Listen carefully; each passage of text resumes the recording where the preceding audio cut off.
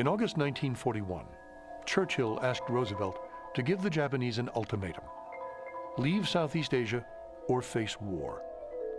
Roosevelt refused. He needed time to build up forces in the Pacific. Kanoe would make a final offer for an economic and diplomatic settlement with the United States. Japan would withdraw from Southeast Asia after a settlement in China. I am looking forward to my impending return to Washington, a city of many pleasant memories for me. There, I shall endeavor to the best of my ability to carry into practice my firm belief that there are no problems between our two countries. On September 25th, Japan's Ambassador Nomura handed the proposal to Secretary of State Cordell Hull. It was the last such paper Japan would give the United States before deciding to go to war. The problem at the center of Japanese policy was that if Japan did not go to war, it would collapse internally and lose everything it had shed blood for.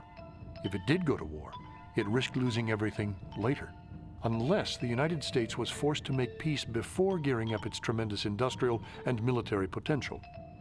Roosevelt had plenty of support for stopping Japan's southward advance. Most Americans believed that Japan would not offer much of a fight. Secretary of the Interior Harold Ickes dismissed the idea of a sneak attack when he wrote in his diary, "It seems to be pretty well understood now that the Japanese are naturally poor airmen." The Japanese proposal was doomed because the China hands in the State Department, led by Hornbeck, saw no need to give any ground in China. Japan, they believed, had nowhere to go but home. The lack of an American response ended Prime Minister Kanoe's political life. He resigned on October 16th.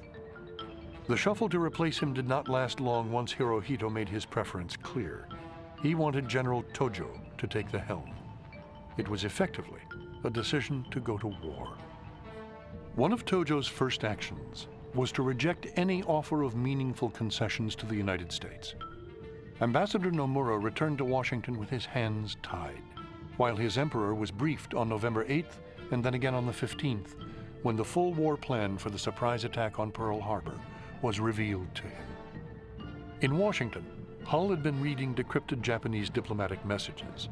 He and Roosevelt were aware of the new Tojo cabinet's military timetable for war. On November 26th, contrary to the advice of Ambassador Grew in Tokyo, Hull handed Nomura a draft mutual declaration of policy. It was headed strictly confidential, tentative, and without commitment. It called for Japan to withdraw all military, naval, air, and police forces from China and Indochina, but left China undefined in all 6 places in the text where the word appeared.